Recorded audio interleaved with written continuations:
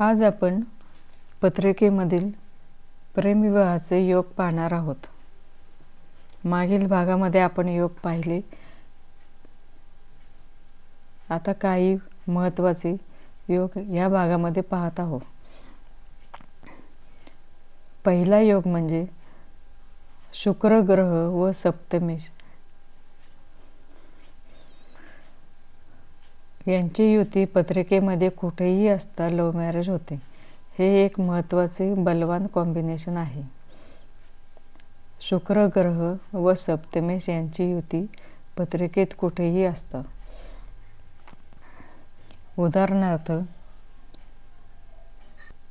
सप्तमेश मंगळ आहे व त्याची युती शुक्राबरोबर आहे, अशा वेळी लव्ह मॅरेजचा योग होतोच। दुसरा योग शुक्र व लग्नेश यांची युती तिसऱ्या भावामध्ये असता लव्ह मॅरेजचा योग होतो। तिसऱ्या घरामध्ये अशी युती असता व्यक्तींमध्ये आधी मैत्री असते, नंतर त्यांच्यामध्ये प्रेम होते व कालांतराने ते लग्न करायचे ठरवतात। तिसरा योग चंद्र व शुक्र यांची युती असता व्यक्तीच्या जीवनात प्रेम येते, पण विवाह होईलच असे नाही। चौथा योग सप्तमेशाचा मालक चंद्राबरोबर असता प्रेमविवाह होण्याची शक्यता असते। पुढील योग गुरु ग्रहाची 5वी, 7वी व 9वी दृष्टी 7व्या भावावर असता घरच्यांच्या सहमतीने उशिरा का होईना लव्ह मॅरेज होते।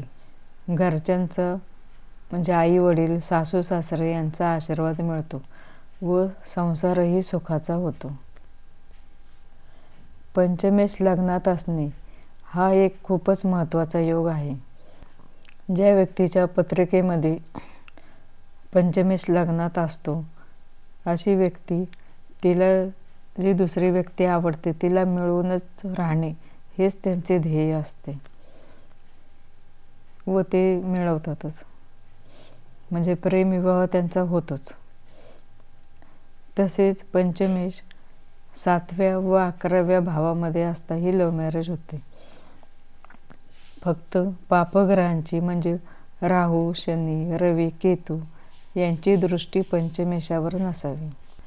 पुढील योग म्हणजे शुक्र व गुरु यांची युती असता लव्ह मॅरेजचा योग होतो। अशा व्यक्ती प्रेमातही वेडेपणा न करता विवेकाने वागतात व योग्य मार्गाने विवाह करतात। लव्ह मॅरेजचा आणखी एक महत्त्वाचा योग म्हणजे सप्तमावर शनीची दृष्टी असावी।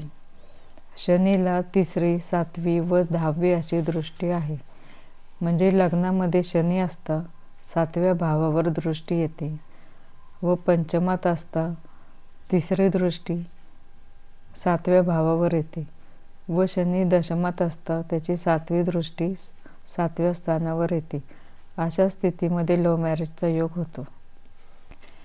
पुढील योग म्हणजे शुभ ग्रह शुक्र, गुरु, चंद्र, बुध यांची सप्तमावर दृष्टी असावी। फक्त सप्तम स्थान पापग्रह पीडित नसावे, अशा वेळीही प्रेमविवाहाचा योग होतो। शुभ ग्रहांची म्हणजे शुक्र, गुरु, चंद्र व बुध यांची सप्तमावर दृष्टी असावी, म्हणजे लग्नात हे शुभ ग्रह असता लव्ह मॅरेज होते। पुढील योग म्हणजे शुक्र हा स्वराशीचा किंवा उच्च राशीचा असावा।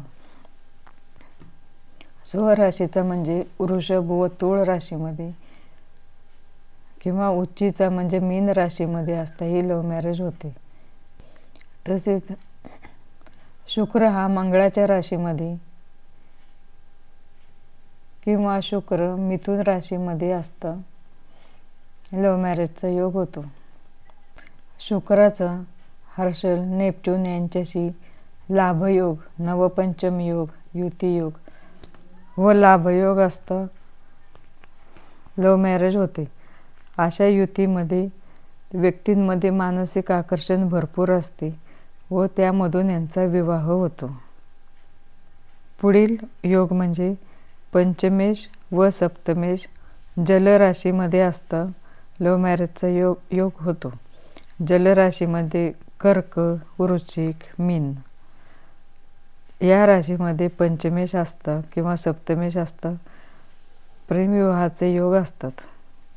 पुढील योग म्हणजे शुक्र हा 5व्या, 7व्या व 11व्या भावात असता प्रेमविवाह होतो.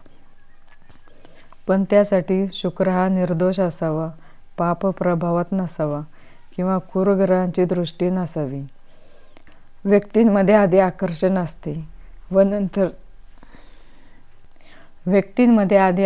असते व नंतर प्रेम जमून विवाह होतो.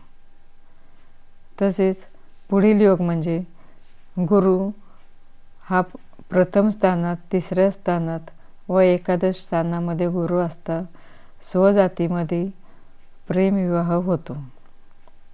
हे आपण प्रेमविवाहाचे योग पाहिले आहेत. पुढील भागामध्ये आंतरजातीय प्रेमविवाहाचे योग आपण पाहणार आहोत.